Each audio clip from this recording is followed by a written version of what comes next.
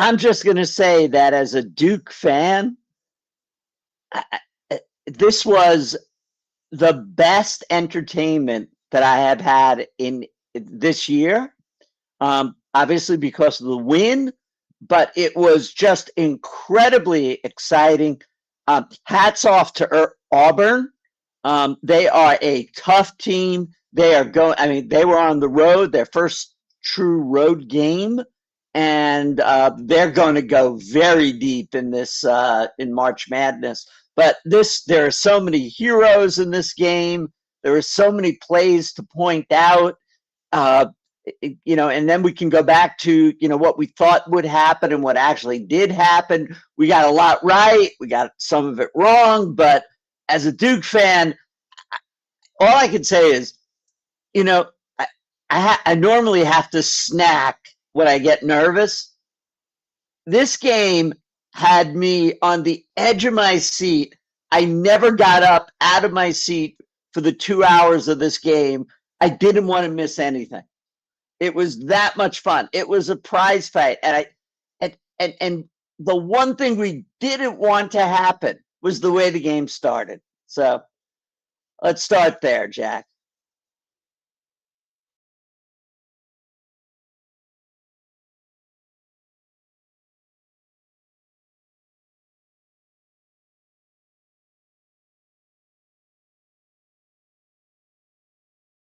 Yep, Dan Schulman.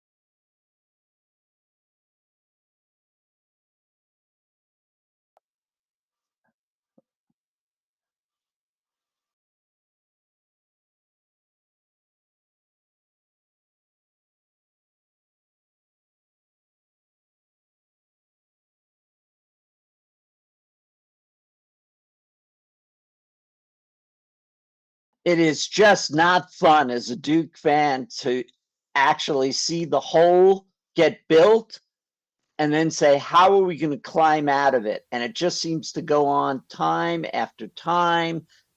But I couldn't be prouder of the effort. I couldn't be prouder of their. How about now? I'm muted. I can hear you. You can hear me, but Oh. nobody else can. I don't know what's going on. Keep talking. Keep talking while I try to figure myself out. Okay. Oh, maybe they can hear me now. I can still hear you, but is there any comments coming in about you're muted? Yeah, That's how you knew it. Yeah. Okay. So in that after the timeout though, he makes I don't even know what you want to call it in the first half. So one of the things he started Sion James, and that was very important, even though we were in a hole, because it did something that we thought could happen to God,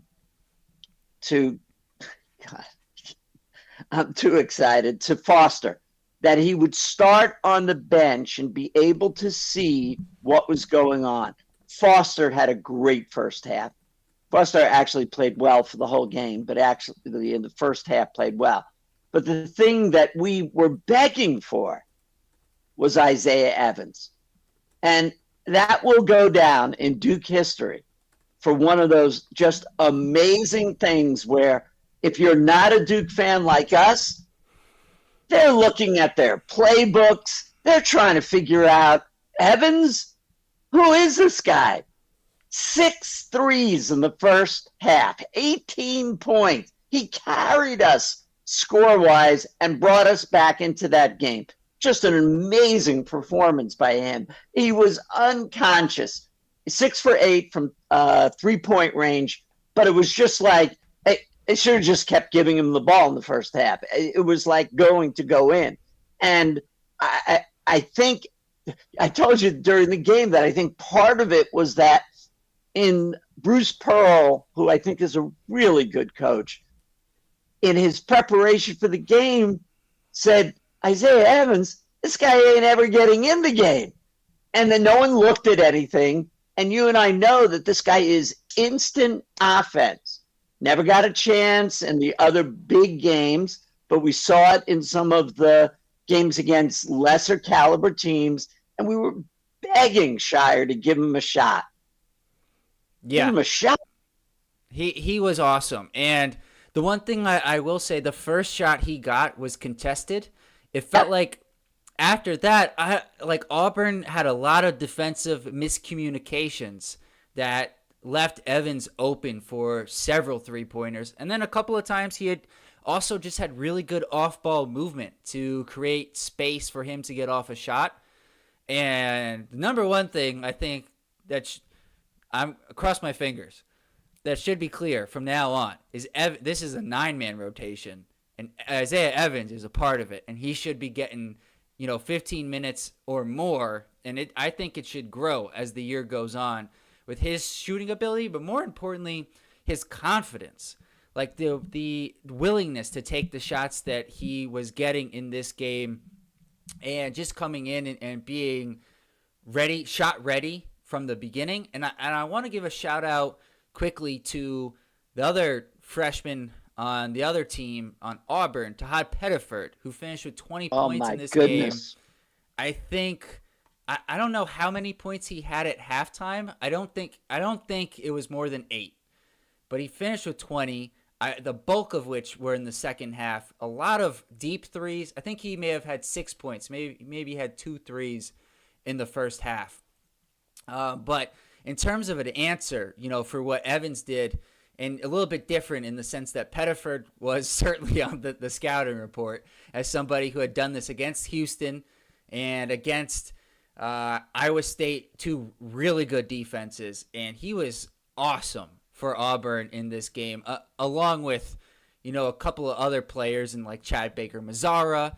Janai Broome got it going in the second half. As you said, this was a heavyweight fight, and it was back and forth the whole way. And it was kind of funny to me that it starts off with an Auburn 11-point lead, and then in the second half, Duke is up by 12, but by the end of the game, it's a 2-point game for 4-point game for the majority of it. And there's just a lot of close plays. I know we've kind of bounced around here. The one thing I want to point out in terms of a key moment in the second half was there were multiple possessions. I think it was 4 or 5 possessions back and forth where Duke had a 2-point lead, and Auburn got the ball to Janai Broome on consecutive possessions, and he turned it over both times. And one time I think Cooper got his hand on the ball. It went off of him. The other time I think it was Sion, similar play, deflected off of Janai Broome out of bounds. And then after that came the big one of several big Tyrese Proctor shots, and at this point it was a 3, but that was a really key moment because I think if Auburn was able to tie the game or take the lead, the momentum would have felt much different in that game, or in this game rather. So let's as much love as I want to give Isaiah Evans, I think it's time to legitimately pronounce Cooper Flagg as the number one player in the country. He absolutely, yes, Janai Broom finished with 20 and 12. Great stats. Those are normal stats. That's what he puts up every night. Great game. But if you want to talk about an overall game where Flagg had, I'm probably missing a few, 23 maybe more, because he kept hitting the free throws down. He hits 4 clutch free throws down the stretch. K2 hits 2 down the stretch. I mean, for a Duke team that was like 9 of 17 or something like that, heading into the stretch and not performing well from the free throw line, all of a sudden they can't miss from the free throw line. So Flagg, 24 points or so, 11 rebounds, 4 assists, 3 steals, 2 blocks, and the point that we were looking at, which was give him the ball as the first pass, and Auburn backpedaled and did not try to press because he truly knew what to do with the ball when he got it. I just am amazed that he's 17 years old. Yeah, and I just as a point of the game, I was kind of surprised by the way Auburn pressed. It felt a little bit different than they had in the Iowa State and especially the Houston games, where yes, they pressed on the initial pass, but then they completely backed away. And I thought, don't know why. Yeah, I thought, other than when it got into Cooper's hands, or Sion did a good job of bringing the ball up against the press. But one thing I just wanted to note, because you're absolutely right to give Cooper his flowers. He was awesome. He was just awesome, especially in the second half scoring, because Duke really needed him to score in the second half. And that's the thing that I love the most about Cooper Flagg, is that he just does whatever is needed to win the game. And I think that's why when Duke plays a Wofford, a Seattle, an Army, a Maine, he doesn't score a ton of points, because that's not what's needed. But in the bigger games, when Duke needs scoring, because boy, in some of these bigger games, his Duke needed scoring, that's what he does, and because that's what the team needs. And the thing I wanted to just touch on quickly here is that I thought in the first half, obviously Duke was led by Isaiah Evans, and then Malik Brown was awesome defensively again. Just frustrating Janai Broom. Coach Pearl is a great coach for a reason. He made a big adjustment in the second half on how they got Janai Broom the ball. But in the first half, they kept trying to post him up, and that, I think we've seen, we have enough evidence, that does not work against Malik Brown. You might think he's undersized at 6'8", 6'9", 225 or so, but he is just such a nuisance as a defender. He's so disruptive. Deflections galore. Deflections.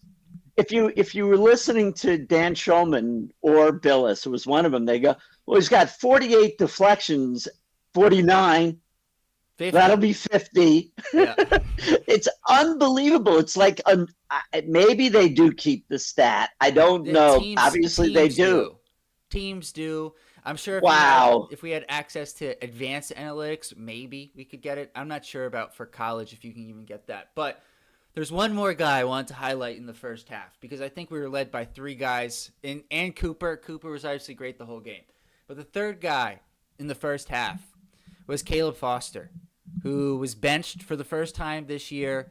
He had 9 points in the first half, but more importantly, he was aggressive. He attacked the basket. He drew a couple fouls. He was 2 for 4 from the free throw line, which again, I'm going to get to later on this video, Duke's free throw shooting. Oof. But he was aggressive. He hit a 3. He just did a really good job of getting downhill against this Auburn team, which, as the broadcast noted, they don't help a ton because they don't want to give up open threes. And Caleb Foster is one of the few guys on this Duke team who has the ability to to go off the dribble and get to the basket. Other guys can get to the basket off of a cut. Cooper's pretty good at it off of like the pick and roll. But outside of that, there's no one who's really great off the dribble getting to the basket. He did a great job of that in the first half. And then the second half, I thought, obviously Cooper, he led us. As you gave him flowers, we could do that for another 10 minutes if we want to, and we probably should. And then Tyrese Proctor was awesome down the stretch. Phenomenal. Sion James had several just key hustle plays, I felt like, in the second half. But I want to spend a little bit of time on Proctor. You spend a good amount of time on Flag. Tyrese Proctor had a rough shooting first half. He picked up a couple of fouls. And while he did have a good second half against Kansas, the first couple of big games this year, he had done well in the first half and not so well in the second half. And today, he hit big shot after big shot in the second half for this Duke team that really needed to score against Auburn. And he was just phenomenal down the stretch when things didn't they lost offensive flow, and towards the end of the shot clock, it was Proctor who kept finding a way to score. Proctor's three when the shot clock wound down to like nothing. Yep. His 2-point turnaround, phenomenal. And I think he had a second three, actually. He was just absolutely terrific. Now, we can't, as we break down the game, they haven't figured out a way to integrate K2. And we felt like he was really going to be part of this, and he in a much bigger way. He did get some good rebounds. He did get he hit his free throws down the stretch. It's a big body, but I'm expecting more from him, which is good. We could beat Auburn with him not having a great game. Although we're going to need him down this for a stretch run. They've got to figure out how to integrate him. And the second one that is sort of missing in action, again, not as bad, but missing in action, was Gillis. He didn't hurt us, but Mason just didn't really give us much tonight. Interesting. I thought, all right, I'll take those in order. So Khan, I felt like two things can be true. I think Auburn did a good job. They had Baker Mazzara, a good wing defender, guarding him. And the one thing about Khan is athletically he's not the quickest. And he just had struggled to create space for himself. And I do feel like today, opposed to really, especially the Kentucky and Kansas games, he didn't force the issue. And I think that in some ways helped the team. But at the same time, they ran a lot of actions for Isaiah Evans to get him open. And it just didn't either. It's hard to say. Either Auburn did a really good job of not allowing those similar actions to allow Khan to get open, or we didn't run enough of them to get Khan open. Maybe, both things can be true. Well, that's why I'm saying that I don't want. I'm really not giving him a hard time in the sense that I think we haven't figured out yet how to get him into the flow of the game. I agree with you. He didn't hurt us. And neither did, and Flag also is learning the things that he can't do well. He can't get in the corner and get double teamed. He can't do that spin move. 0 turnovers from Cooper Flag today. 0 turnovers. You talk about somebody who has improved. Jack, as a team, I think Duke had 4. 4, yeah, insane. Just and if I have this right, I may be mixing up the games. I apologize. But I think it was the Kentucky game. They had 1 turnover at the half. They finished with 7. They struggled in the second half. 6 turnovers really isn't terrible for a half. but compared to one, right? But it was Cooper who had several turnovers late down the stretch. Today, that didn't happen, and that to me, well, we can quibble about some of the offensive sets in the last couple of minutes, how they're getting guys open.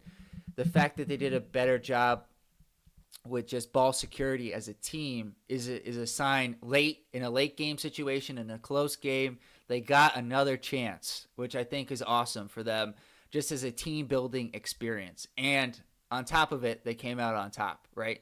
So it's a win-win.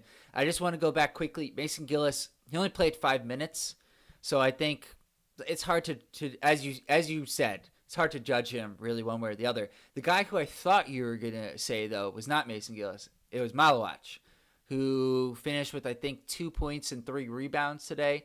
I thought he did a decent job though, guarding Janai Broom overall and just making life difficult. But similarly to Khan, outside of the alley-oop that we threw to him from Proctor, which was an awesome pass, we don't do a good enough job of finding him or creating space for him around the rim, or he can step out and shoot a 3. I wouldn't mind if he shoots 1-3 a game. I just think he could be a little bit more involved in the offense moving forward. But I think both of those things are less pressing concerns. I've teased it enough. Look, Duke shot what Duke end up 17 of 27. At one point, I think they were 11 of 20, somewhere in that range. That the math could be wrong. Could be right. Could be wrong. Somewhere in that range. My math could be wrong here, but they finished 17 of 27 from the free throw line, which can't blame you. It's 12:30, and we're still on a Duke high here. So yeah, I'm struggling. I couldn't get my mic hooked up the first couple of minutes. Doing the best I can. So all right, let's talk about the refs for a minute. And there were a couple of scuffles here, and there will be some. Probably from Auburn will say, we were Duke, we didn't get the calls. Okay. And as that phantom, all of a sudden 2 points were put back because a tip-in counted, I think. Yeah, so they ruled initially that it didn't count, so they could review it. But it seemed like when they showed the replay, a couple of seconds afterwards, it did seem like it was above the cylinder. Now, it was Absolutely. a quick replay. Maybe they saw a different angle, but I also thought it was just weird. You were watching the game, I was watching the game. I don't think anybody addressed it. No one brought it up, and I keep, my own notes of the game, and it's a 5-point lead, and I go 5-point lead, and then it's like Duke by 7. I'm like, where? And then they must have reviewed it, but they never even brought it up. So there was that one.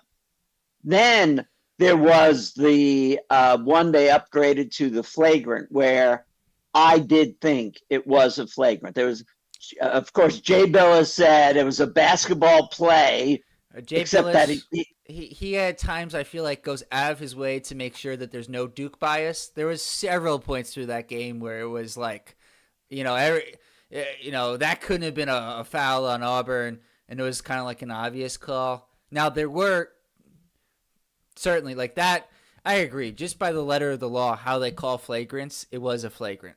Was it a dirty play? Absolutely not. He was going for the ball. He was. I see it. I had a different angle.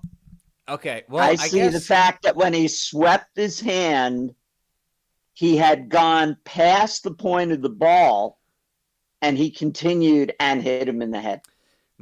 I guess part of it is that I've watched probably more Auburn basketball, and I've seen a lot of Dylan Cardwell. This is his 5th year at Auburn, and I've never seen him. I haven't watched all Auburn games, not even close. But I haven't seen him do anything that I would even consider to be, like malicious or dirty. However, if it was Chad Baker-Mazara, who certainly towards the end of the game could have been called at least.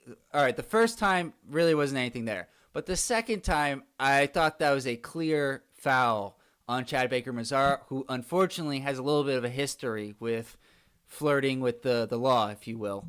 And, But that could have but been. I give the refs a lot on one of those plays when they actually took him. I think it was him that they took, Yes, and yeah. they held him and they just pushed him away. And I thought, the refs are going to take some heat, a close game, good call, bad call. I've never seen a ref do that. I've never seen a ref physically get in the middle of a scrum like that and take the player off to the side before it gets out of hand. And I actually want to give kudos to that ref for doing that. And look, reffing a game like this has got to be difficult. The atmosphere in Cameron, as you know, as I know, is crazy. Auburn is trying to become the number one team, especially when they saw that Kansas went down. And they, so yeah, it was physical game. That's the way Auburn likes to play. But Duke's defense, when we did our pregame, we said their defense would keep them in this game. Now, it did, but 84 points was well beyond my prediction. I had 69-64. I thought this game was going to be played in the 60s. I had the point spread almost right, except K2 manages to hit 2 free throws. I thought he'd definitely bang one off the rim at the end of the game, Not Con. and I'd have it right. And it's a 5-point game. My prediction, pretty damn close. Yeah. I guess a couple more points I wrote down here in my notes. One, going back to that little scuffle. Malik Brown is a quiet guy, but he does not take shit from anybody. This has been a couple of games now where I've noticed where when things happen, he is not willing to just accept anything. He will stand his ground, and he'll actually say a couple of words, which for him, he's a very quiet guy, which is a lot. And the other thing I want to point out is going, I guess to your point, the refs, right? Auburn fans are going to say Duke shot 27 free throws. Auburn had 12. The fouls were Auburn. All they're doing is shooting 3-pointers, so I don't know. The threes, actually, I was curious about that part, ended up pretty similar. Auburn shot 25, okay. Duke 22. I just felt like Duke was more aggressive attacking the basket than Auburn, especially. Look, big difference in the free throw disparity was Cooper Flack. And that guy, I thought Auburn between Cardwell and Janai Broom could have the size to give him issues. But Cooper's quickness was too much for them. And he kept finding ways to get in and around the basket. He had so many circus shots that went in. There was the play where he slipped, and then came back and hit kept that his one. Dribble. Then it was like a step through shot, and he hits it for an and one. There are just so many plays like that. But the thing I wanted to point out, which is pretty funny, so Auburn shot 10 to 12 from the free throw line, which is I think 83%. Before this game, in the 7 games, so this is the 8th game now for Duke. Duke's opponents had shot 80 or 81% from the free throw line. I don't know what Duke's been doing, but they've just got to guard the free throw line better, because it's just, what's going on here? Every team is shooting 80+% from the free throw line. It's just I don't get it. It's, I don't have, I'm at a loss for words. What did we finish from the free throw line? Well, so I said before, 17 of 27. So we finished at 63%. We were hovering around 50 for a while. And had we not hit those last 6, the 4 by Coop and the 2, we were horrible for the free throw line. And that is not a trademark of a Duke team. And if there's one thing I'm going to make these guys do it, after they're done celebrating, is no one leaves the gym until they hit 10 free throws. No, but it is something that earlier on this season I thought could be an issue for this team.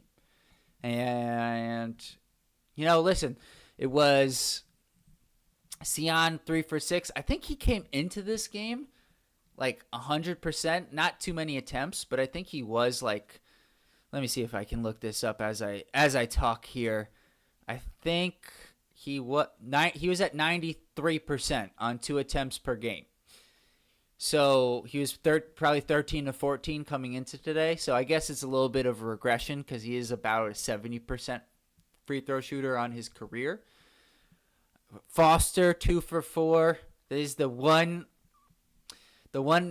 Achilles heel of his game for sure. Is for whatever reason when he gets to the free throw line, he does struggle, and it is something Well, that could come back to bite us in a future game. Is the free throw shooting? So to your point, I'm not, yeah, but when you say it's the one thing about his game, we also know, and credit to Coach Shire, I certainly was giving him a hard time. He let Sion start the game. He had him in the game. How many minutes did Sion play? yeah, to your point, Foster had 14 minutes at halftime. Sion had 6. By the end of the game, Foster played 20 minutes. Sion played 23. So he made an adjustment knowing that he needed someone with a steadier hand at the point, and even as simple as inbounding it. How did we get through the press? Sion was able to find Coop, and Coop was able to then see the court, which he's just great at. I love the adjustment by Coach Shire. Yeah, I'm glad you brought that up because we're almost 34 minutes, 33 minutes into this, and the one thing we didn't mention until you just did was we gave Coach Shire bad grades after the Kansas game. He I don't know if he gets an A+ because there's still a couple of things you may have wished could have been different, but he's certainly in that somewhere in that A range today because he made the adjustments that a lot of us fans were asking for. Did we think Isaiah Evans was going to score 18 points? Probably not. The interviewer, what he said to Coach Shire at halftime. So, Coach, Isaiah Evans, and the noise is deafening, and Shire goes, sorry, I couldn't hear you. And then she says again, Isaiah Evans. And he goes, yeah, we have a lot of confidence in him, and we know that he's he can come in and play that kind of game and everything. I go, no, you didn't. There's no way that you foresaw that he would come on and hit 6 for 8.